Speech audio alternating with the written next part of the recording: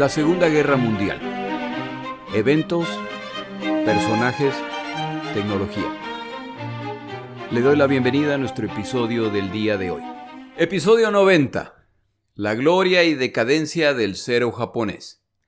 Muchas gracias a mis oyentes por escuchar el podcast. Me impresiona que a pesar de que este podcast está por cumplir 2 años, el número de veces que se han escuchado los episodios sigue creciendo cada mes, lo que sugiere que nuevos oyentes se suman a la audiencia. Esto se confirma al ver el listado de los episodios más escuchados en semanas recientes. Los primeros episodios del podcast siguen apareciendo entre los más escuchados junto con los más recientes. Bienvenidos los recién llegados, los esperamos. Gracias además a quienes han empezado a apoyar el podcast a través de Patreon. Utilizando este servicio, usted puede apoyarme financieramente a través de una tarjeta de crédito o cuenta de PayPal. Al apoyarme financieramente, me ayuda a hacer el podcast sustentable. Crear los episodios me toma muchas horas cada semana y requiere comprar libros respecto a temas que no conozco bien. Su ayuda es apreciada y me motiva a continuar el podcast. Si mi trabajo le es de utilidad, si usted disfruta el tiempo escuchando este podcast, por favor considere apoyarme financieramente. Empezamos nuestro episodio. El cero japonés, conocido en el Japón por sus siglas A6M, es producido desde 1939 en reemplazo del A5MA, al que los aliados llamaban Claude. El nuevo avión debe ser claramente superior a su predecesor, ya que los japoneses deben combatir en el amplio territorio chino y saben además que hay altas posibilidades de entrar en guerra contra naciones occidentales y van a necesitar un avión capaz de enfrentarlos. Una de las características fundamentales del nuevo avión será su alcance, ya que deberán volar sobre el Pacífico y el territorio chino, y las distancias son considerables.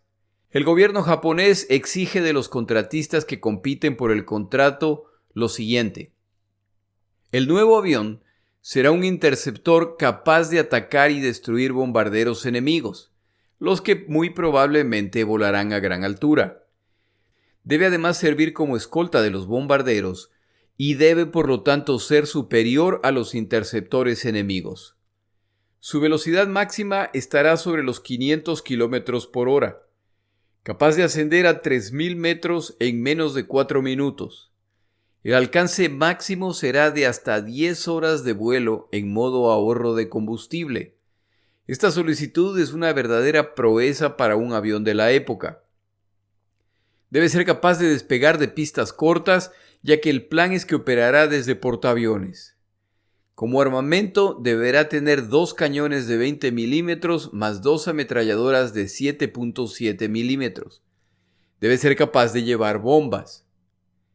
Estos requerimientos se presentan a las compañías Nakajima y Mitsubishi, las cuales compiten por el contrato. Nakajima se retira inmediatamente. La combinación de lo solicitado es imposible. Mitsubishi acepta el proyecto sin mayor convencimiento de que pueden lograrlo. Se consideran algunos motores y se escoge el Sakai, de 950 caballos de fuerza. Los japoneses saben que los aviones occidentales superan los 1.000 caballos de fuerza. Mitsubishi, por lo tanto, utilizará materiales que incluyen aleaciones muy modernas para la época y que son de poco peso y aceptable resistencia. El diseño también incluye que las alas sean parte del fuselaje, en vez de piezas separadas, lo que reduce el número de piezas necesarias para el ensamblaje y por lo tanto el peso. Como el cero está basado en portaaviones, es necesario desarmar estos aviones, por lo que este avión era posible desarmarlo en 2 partes. Se separaba la parte delantera de la trasera. La primera variante del cero fue el A6M1, que despega en 1939 y continúan haciendo mejoras. Este avión tiene un impacto inmediato en el campo de batalla y los chinos reportan a sus aliados estadounidenses la presencia de un avión muy superior contra el cual sus cazas no pueden competir. Pero los estadounidenses, también convencidos de su superioridad tecnológica, consideran los reportes exagerados. Lo descrito no es posible. Al final no se investigan los detalles y los estadounidenses se convencen de la existencia de este avión superior solo cuando ya sobrevuelan la isla de Oahu durante el ataque a Pearl Harbor 2 años más tarde. Los meses siguientes son de dominio total de los japoneses, en que ningún avión aliado, británico, estadounidense o de otras naciones, es capaz de enfrentar al cero japonés. Lo que quiere decir que los bombarderos japoneses avanzan sin oposición, lo que aumenta el dominio de las Fuerzas Armadas japonesas. Se van creando versiones más avanzadas, las cuales se prueban contra los chinos. Recuerde que hasta este momento los estadounidenses no han entrado en la guerra. Cuando los aviadores japoneses enfrentan a los aviadores chinos, se enfrentan a aviones soviéticos y occidentales obsoletos. Estas batallas normalmente resultan en grandes cantidades de aviones chinos derribados, mientras los japoneses pulen sus tácticas en estos combates. La situación sobre China es tan clara que los japoneses logran control absoluto del espacio aéreo chino, ya que los pilotos chinos en ocasiones ni siquiera salían a enfrentarlos al carecer de opciones para vencerlos. Puede sonar a cobardía, pero el resultado de despegar a enfrentarse al cero japonés era prácticamente el mismo que no hacerlo. Los occidentales no están prestando atención a la tecnología con la que cuentan los japoneses, asumiendo que su equipo de combate o son modelos occidentales obsoletos con los que ellos están familiarizados, o son copias de baja calidad de modelos occidentales. Esta falta de interés a los japoneses no les molesta en lo absoluto, ya que les permite proteger mejor la sorpresa que planean darle a los occidentales. Hay un grupo de aviadores estadounidenses que ha tenido la oportunidad de enfrentarse a los aviadores japoneses antes del inicio de la guerra en el Pacífico en 1941. Los chinos los llamaban los tigres voladores. Un grupo de pilotos mercenarios estadounidenses que vuelan bajo la bandera china en aviones estadounidenses Curtiss P-40, más conocidos como Tomahawks, que los estadounidenses venden a los chinos para que enfrenten a los japoneses. Como enviar combatientes estadounidenses a combatir en China sería un acto de guerra contra el Japón, el presidente Roosevelt autoriza una ley que permite que pilotos estadounidenses renuncien a las Fuerzas Armadas y ofrezcan sus servicios como contratistas, entre comillas, para volar para la Fuerza Aérea China. Si en algún momento estos combatientes estadounidenses deciden regresar a las Fuerzas Armadas estadounidenses, esta actividad no se lo impedirá y su renuncia a las Fuerzas Armadas no será tomada en cuenta. A los pilotos estadounidenses, en particular a su comandante Claire Chennault, no les toma mucho tiempo descubrir que combaten contra un avión muy superior al Tomahawk, por lo que Chennault desarrolla tácticas para tratar de utilizar las pocas ventajas de su avión frente al cero japonés. La táctica principal diseñada por Chennault es la siguiente. Los chinos habían establecido una red de comunicaciones en que proveyeron de pequeños radios a cientos de habitantes en distintos puntos del país. El objetivo de los radios era que reportaran inmediatamente la presencia de aviones japoneses y su dirección. Esta red funcionó muy bien y permitía a los estadounidenses enterarse cuando un ataque japonés se aproximaba. Se daba entonces la señal para que los Tomahawks despeguen y se eleven a una altura superior a la estimada del ataque japonés. Los aviadores estadounidenses entonces esperaban a ver a los bombarderos japoneses y a los ceros que los escoltaban y se lanzaban en picada a toda velocidad. Esta red funcionó muy bien y permitía a los estadounidenses enterarse cuando un ataque japonés se aproximaba. Se daba entonces la señal para que los Tomahawks despegaran y se elevaran a una altura superior a la estimada del ataque japonés. Los aviadores estadounidenses entonces esperaban ver a los bombarderos japoneses y a los ceros que los escoltan y se lanzaban en picada a toda velocidad. Ametrallaban a los aviones japoneses y continuaban su camino buscando perderse entre las montañas o se elevaban para esconderse en las nubes. Tienen prohibido quedarse a combatir contra los ceros. La explicación de Chennault es sencilla. Si empiezas a girar con un cero japonés, estás muerto. Como se puede ver, la estrategia escogida no daba mucha confianza a los pilotos, pero era lo que había y bien utilizada. Le dio muchos dolores de cabeza a los japoneses. Ayudaba además que estos pilotos estadounidenses cobraban comisiones por cada avión derribado o destruido en tierra. Al iniciarse la Segunda Guerra Mundial, estadounidenses y británicos intentan combatir de igual a igual contra el cero japonés, solo para descubrir que los aviones existentes en esta zona, los ya mencionados Tomahawks, más los Búfalos, los Huracanes británicos e incluso los Wildcats, el caza de portaaviones más moderno con el que contaban los estadounidenses en ese punto, no son rivales para el cero. Como Claire Chennault, de los Tigres Voladores, no es un personaje muy querido dentro de las Fuerzas Armadas estadounidenses, sus opiniones respecto a cómo enfrentar al cero japonés son ignoradas, lo que le cuesta la vida a pilotos estadounidenses que intentan combatir de igual a igual contra los ceros.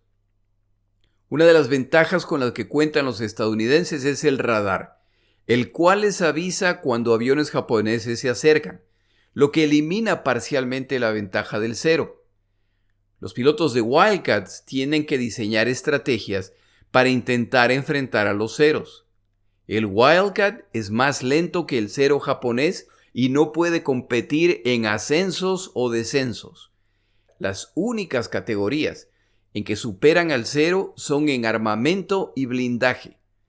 Basados en estos descubrimientos, los estadounidenses desarrollan estrategias, entre ellas el combate en trenza, el cual funciona de la siguiente forma.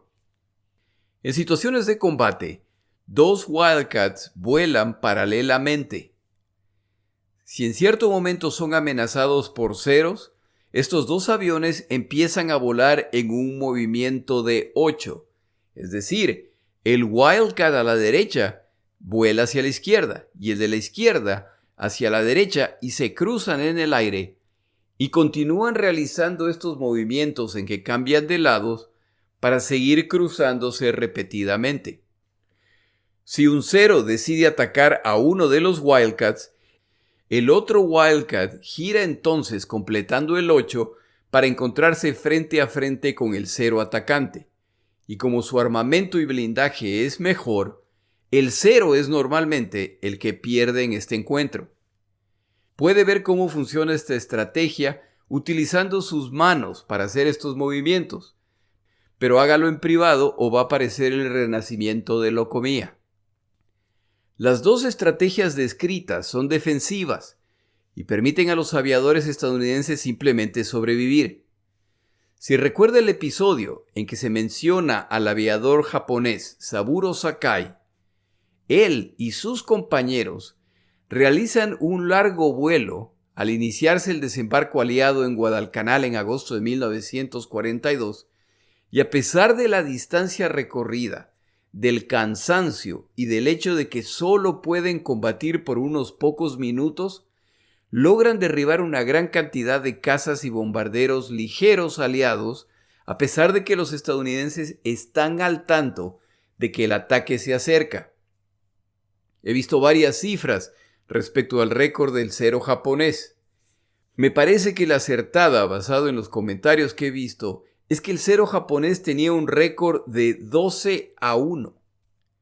Esto quiere decir que entre 1941 y parte de 1943, por cada cero derribado, el cero derriba 12 aviones enemigos. En otras palabras, dominio total. En junio de 1942 se produce la batalla de Midway. Durante esta batalla ocurre un evento que tendrá consecuencias muy serias en el futuro de la guerra para el Japón. Como recordará, esta batalla se inició con un ataque de distracción en las islas Aleutianas, en el norte del Pacífico, Cuando los aviadores japoneses concluyen el ataque en las Aleutianas y ya de regreso a su portaaviones, el aviador Tadayoshi Koga nota que su nivel de combustible desciende rápidamente. Su tanque de combustible ha sido perforado, por lo que se quedará sin combustible antes de poder llegar al portaaviones. Koga reporta a su líder de vuelo el problema y decide que lo mejor es intentar aterrizar en una de las islas, ya que el agua en esta zona es tan fría que si acuatiza no pasará mucho tiempo antes de que muera de hipotermia. Uno de los compañeros de Koga lo acompaña a medida que se acerca al sitio escogido para el aterrizaje, que es en medio de áreas despobladas. Escogen una pradera que da la impresión de ser bastante plana. El piloto que acompaña a Koga de repente nota por un segundo el reflejo de sol en los charcos de agua en la pradera, los cuales no son visibles para Koga que está descendiendo.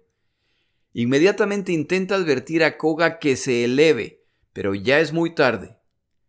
La pradera está inundada y en vez de tierra firme, al tocar el tren de aterrizaje del avión de Koga el suelo, las llantas inmediatamente se atascan y el avión hace una pirueta y termina invertido.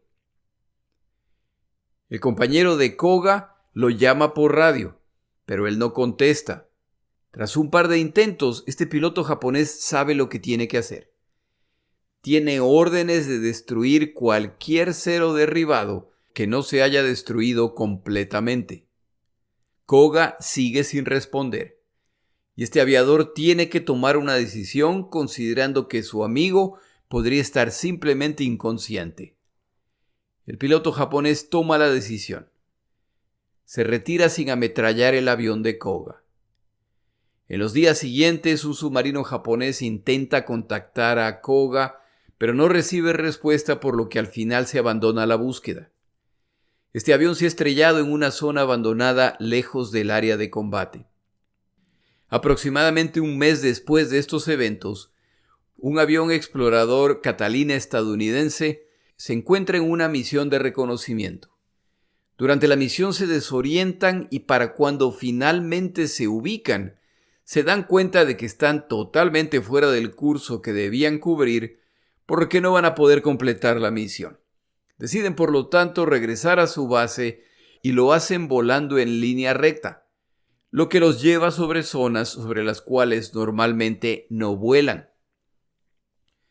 Durante el regreso, sobrevuelan la isla de Akutan y ven desde el aire lo que parece ser un cero japonés intacto. Vuelan en círculos por unos minutos y ven con claridad que es un cero que se ha volcado y tiene las llantas apuntando hacia el cielo. De acuerdo a lo que ven, este avión parece estar casi intacto. Toman nota de las coordenadas y regresan a su base, donde reportan lo visto. Los estadounidenses despachan al día siguiente otro avión exploratorio para tomar fotos. Al acercarse al avión, ven que hay un piloto muerto dentro del avión. Los estadounidenses regresan al día siguiente para preparar el avión para ser movido. Utilizando equipo pesado, son capaces de desatascar el avión del fango y lo sacan de la isla en una embarcación especialmente preparada para la operación. En la base de Dodge Harbor, lo limpian y se preparan para transportarlo a los Estados Unidos. El cero es despachado a los Estados Unidos de América y llega a la base naval de San Diego en agosto de 1942. El avión es cuidadosamente reparado y examinado en el proceso. Como no tienen repuestos, tienen que reemplazar la hélice. El resto es reparado. Lo pintan de colores de los aviones estadounidenses, incluyendo sus insignias. El avión queda bajo protección armada las 24 horas. La protección es necesaria no contra saboteadores, sino contra coleccionistas de tesoros que no vacilarían en robar partes de este tesoro que han adquirido.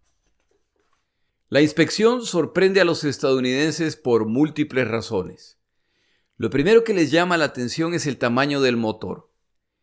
El Zero japonés tiene un motor bastante pequeño comparado con los motores estadounidenses. Es un motor con potencia de 950 caballos de fuerza. Esto explica el largo alcance del avión al necesitar menos combustible. Pero, ¿cómo es posible que un motor tan pequeño sea capaz de mover tan ágil y velozmente al avión? La respuesta se encuentra en la estructura del avión. El Zero japonés está construido de una aleación muy ligera de aluminio. Esto le da gran agilidad, pero tiene la desventaja de que es un material muy delicado. El avión tiene además blindaje ligero para proteger al motor o al piloto. Al examinar el tanque de combustible, se descubre que carece de una cubierta de caucho autosellable. Los aviones estadounidenses, y de hecho la mayor parte de los aviones de las naciones que combaten en esta guerra, cuentan con tanques cubiertos por un estuche de caucho autosellable especialmente tratado para que cuando el tanque es impactado y el combustible empiece a escapar, al entrar el combustible en contacto con el caucho automáticamente se expande, lo que sella el agujero de la bala. Esto, por supuesto, evita explosiones y reduce la pérdida de combustible. La cubierta de caucho, sin embargo, añade unas cuantas libras adicionales al peso del avión y reduce además la capacidad de almacenamiento de combustible. Los aviones aliados cuentan además con parabrisas antibalas, que no son del todo confiables, sobre todo contra munición de alto calibre, y que, por supuesto, son más pesados que los parabrisas convencionales. Se explica así entonces en parte la agilidad y el alcance del Zero japonés. Pero esto se ha logrado a un costo muy alto para los aviadores. Se dice que la mentalidad de los diseñadores japoneses al crear este avión era ¿para qué blindar algo que ni siquiera podrán tocar? Los autores Jiro Oikoshi y Masatake Okumiya, en su libro Zero, la historia del combate aéreo japonés en el Pacífico, desde la perspectiva del enemigo, consideran el accidente del piloto Koga una de las grandes tragedias de esta guerra para el Japón. No sé si lo es tanto así, pero sin duda la captura de este avión causó muchos problemas a los japoneses. Ya con el avión reparado, es el momento para que los estadounidenses lo pongan a competir contra aviones estadounidenses. Antes de ver los resultados de estas pruebas, tomamos una pausa.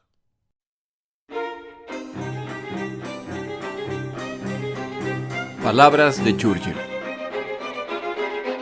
Winston Churchill era un estudioso de la historia. Al respecto decía: no basta con recopilar y establecer hechos. No basta con que sean revisados, corregidos y comentados por expertos. Lo que es de suprema importancia es cómo se los presenta. En otro momento decía: la musa de la historia no debe ser fastidiosa. Decía además: estudia historia, estudia historia. En la historia yacen todos los secretos del arte de gobernar. Finalmente, mi frase favorita: no podemos decir ya lo pasado es pasado sin renunciar al futuro.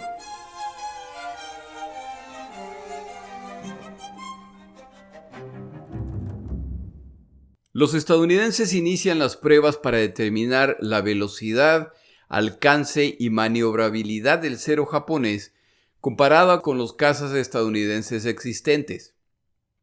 Para las pruebas se utilizan el Zero, el cual competirá contra un P-38 Lightning, del que ya hemos hablado en episodios previos, contra un Wildcat, un Air Cobra y un Corsario. En la competencia contra el P-38 Lightning, este avión estadounidense muestra su clara superioridad en aceleración. El Zero es superior en velocidad de ascenso y en agilidad hasta 3.000 metros de altura. Entre 4.500 y 6.000 metros de altura, la ventaja del Lightning empieza a hacerse evidente. Sobre los 6.000 metros de altura, el Lightning domina al Zero en cada categoría, con excepción, por supuesto, de la agilidad. A continuación, el Zero compite contra el Air Cobra, un avión poco conocido que no les gustaba a los pilotos estadounidenses y que les gustaba mucho a los soviéticos, que lo recibieron como parte del programa Préstamo Arriendo. Este Air Cobra compite mejor contra el Zero a baja altura, pero ya a alturas mayores, el Zero domina completamente a este avión. El resultado más claro y el más preocupante de todos es contra el caza de portaaviones Wildcat, el avión más utilizado en el Pacífico hasta este punto en la guerra. El Zero supera en velocidad horizontal y de ascenso al Wildcat a toda altura sobre los 300 metros. Esto no sorprende a nadie, visto los resultados que se están dando en el Pacífico hasta el momento en los encuentros entre estos aviones. Finalmente, en estas pruebas, el Zero compite contra el Corsario, el nuevo avión estadounidense que se está preparando para ser enviado al Pacífico. Este avión, con un motor que genera 2.000 caballos de fuerza, más del doble de los 950 que tiene el Zero japonés, supera al Zero en velocidad horizontal y en descenso a toda altura. El Zero lo supera en ascensos hasta 1.500 metros y más de 6.000 metros. Sobre los 9.000 metros, el dominio del Corsario es total. Excelentes noticias para los estadounidenses, muy malas para los japoneses. En estas pruebas, el Zero japonés no compite contra otro avión que va en camino hacia el Pacífico. El F-6F Hellcat, Gato del Infierno, el caza de portaaviones de reemplazo del existente Wildcat, en el cual los estadounidenses llevan años trabajando. El avión reemplazante del Wildcat no debe ser una mejora al previo, tiene que ser una clara evolución en cada categoría. Este avión ya estaba en fase de diseño incluso antes del inicio de esta guerra, por lo que lo descubierto en las pruebas con el Zero japonés capturado, más que modificar lo que ya se ha hecho, confirma la calidad de este avión que fue diseñado específicamente para el combate aéreo. Cuando el gobierno estadounidense da el contrato a la empresa Grumman, las expectativas son sencillas. El nuevo avión superará al Wildcat en velocidad ascendente, será mucho más poderoso y más rápido. Tendrá mejor blindaje con enfoque particular en la protección del piloto, por lo que debe incluir blindaje pesado y debe cargar armamento más pesado y numeroso. Todo esto significa más peso, por lo que lo primero es encontrar un motor que pueda mover todo lo que se ha mencionado. Se utiliza el mismo motor que se utilizó en el Corsario, un monstruo de 2.000 caballos de fuerza, 800 más que el Wildcat, lo que también se traduce en hélices más grandes, trenes de aterrizaje más altos y mayor tamaño de fuselaje y alas. Una de las características del famoso Hellcat que siempre me llamó la atención es que es casi idéntico al Wildcat. Si usted busca fotos de estos dos aviones, lo va a ver. No son idénticos, pero el parecido no se puede negar. Resulta ser que esto es intencional, al utilizar los mismos diseños ya probados en el Wildcat. El resultado es un avión que es muy difícil de distinguir de su predecesor, lo que le costará la vida a unos cuantos pilotos japoneses.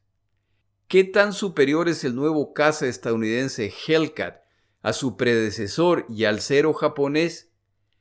De acuerdo al libro consultado esta semana, el Hellcat va a terminar la guerra con un récord de 19-1. Por cada Hellcat derribado, este avión derribó 19 aviones enemigos, principalmente Zeros. Durante las pruebas se descubre además que en descensos a alta velocidad, los alerones del Zero japonés se paralizan, entre comillas, debido a la presión del viento, y el piloto debe utilizar una gran cantidad de fuerza para controlar el avión y peor aún para girar, sobre todo hacia el lado derecho. La aplicación de este descubrimiento es que si un piloto estadounidense se encuentra en problemas al ser perseguido por un Zero, tiene que lanzarse a toda velocidad en picada y al alcanzar una velocidad de al menos 200 nudos, hacer un giro violento, preferiblemente hacia la derecha. El Zero japonés será incapaz de perseguirlo. En el escenario opuesto, si es el piloto estadounidense el que persigue a un Zero y logra forzarlo a lanzarse en un descenso de alta velocidad, este piloto japonés ya no podrá escapar por el defecto que acabamos de mencionar. A la larga, esta táctica se vuelve tan común por su éxito que se llega a un punto en que los japoneses ya no persiguen a los aviadores estadounidenses que se lanzan en picada, ni intentan escapar utilizando una ruta en picada. Se descubre también un defecto en el carburador, el que hace que al hacer maniobras de aceleración negativa, falla la provisión de combustible por un segundo, lo que quiere decir que el Zero japonés que está realizando este movimiento no lo podrá completar completamente, y en este tipo de combate, un segundo, una fracción de segundo de error puede hacer la diferencia. Pero de todos los descubrimientos de los estadounidenses durante estas pruebas, sin duda el peor de todos es la falta de blindaje. El motor y el piloto están poco protegidos. Esta información se utiliza no para hacer cambios en los aviones, que llevan años en desarrollo, sino para desarrollar tácticas de combate. El aviador estadounidense Robert Duncan llega al Pacífico en 1943. En su primera misión se enfrentan a Zeros japoneses y en cierto momento él empieza a perseguir a uno de los aviones enemigos.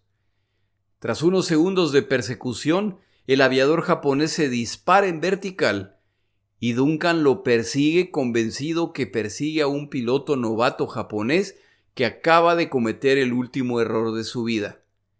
Duncan no tiene la menor idea de lo que planea el japonés, que solo se ha metido en una calle sin salida.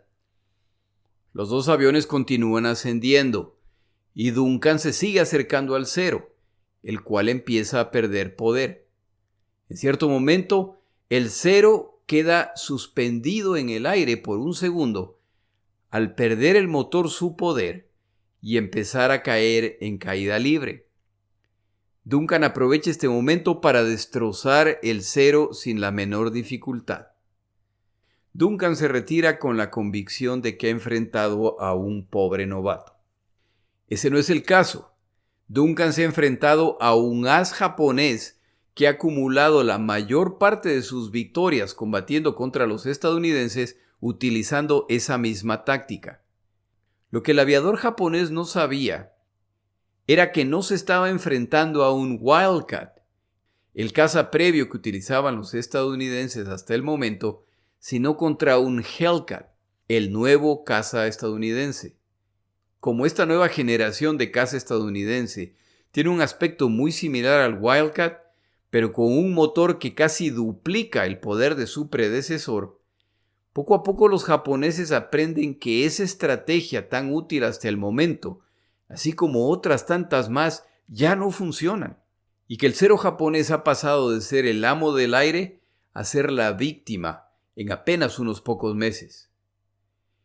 En octubre de 1943, los estadounidenses atacan la isla de Wake, la cual fue invadida por los japoneses días después del ataque de Pearl Harbor, y en noviembre atacan Tarawa. En estas dos operaciones, los cazas de apoyo utilizados son los recién llegados Hellcats. En Tarawa, la misión de los Hellcats es interceptar a los bombarderos y cazas que los japoneses enviarán a atacar a la flota de desembarco aliada. Los radares navales estadounidenses les avisan a los cazas que bombarderos japoneses van en camino y los Hellcat se elevan a enfrentarlos. Alcanzan la altura suficiente para atacar desde mayor altura a esta flota de aviones que se aproxima. Sorprenden a los japoneses en su descenso y derriban algunos aviones en el primer ataque. Los Zeros que los escoltan se desvían para enfrentarlos y con mucha frustración los aviadores japoneses descubren que cuando logran una posición ventajosa de ataque, los cazas estadounidenses simplemente salen disparados a velocidades que no pueden igualar. Los pilotos japoneses que descubren que un caza estadounidense está por derribarlos son incapaces de escapar dada la alta velocidad del atacante. Para el final de este combate no queda un solo avión japonés en el aire. Los estadounidenses pierden un Hellcat. Sobre la isla de Wake los resultados no son distintos y alcanzan otra impresionante victoria sobre los japoneses. Hablamos ahora del segundo caza estadounidense que llega al Pacífico, el Corsario, avión popularizado en la década de los 70 u 80 a través de una serie estadounidense muy entretenida llamada Las Ovejas Negras, que narra con bastantes imprecisiones las aventuras de este escuadrón de combate de los infantes de marina, el Escuadrón 214, que en realidad existió. El gobierno estadounidense entrega las especificaciones originales para este avión en 1938. Debe ser un avión para ser cargado en portaaviones, capaz de desempeño superior a los cazas existentes de la época. En otras palabras, el objetivo de este avión es el dominio aéreo. Debe, por lo tanto, además tener suficiente armamento para derribar cazas y bombarderos enemigos, y debe tener suficiente blindaje para proteger al piloto y al motor. Para lograr esto, este avión tiene el motor, como ya se dijo antes, el mismo que tiene el Hellcat, el cual desarrolla 2000 caballos de fuerza y requiere una gran hélice. Esta hélice giraba en una circunferencia de más de 4 metros. Considere el tamaño de esa hélice.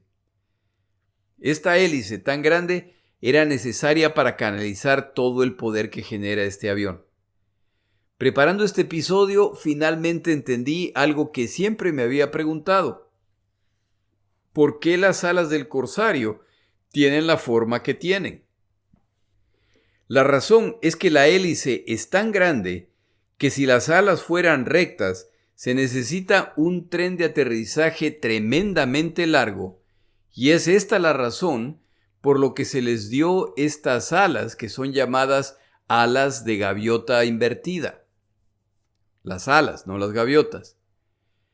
A fin de alcanzar todos estos requisitos exigidos por el gobierno, se mueven componentes como tanques de combustible, armamento, y el resultado final es un avión de gran tamaño en que la cabina del piloto se encuentra más o menos en el punto medio entre la cola y la hélice.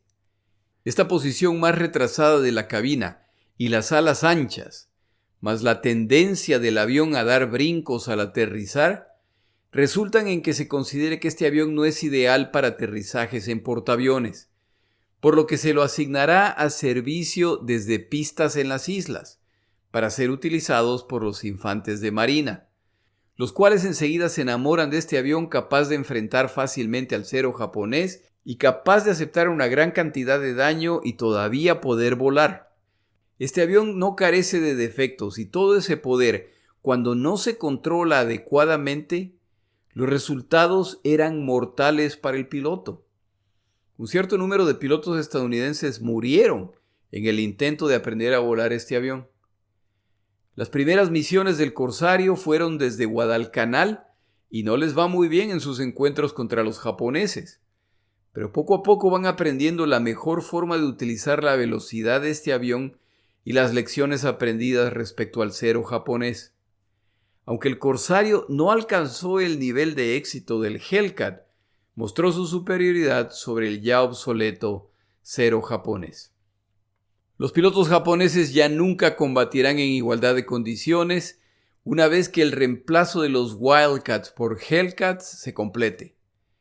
A la innegable superioridad de los nuevos modelos de caza estadounidense se suma su cantidad y movilidad.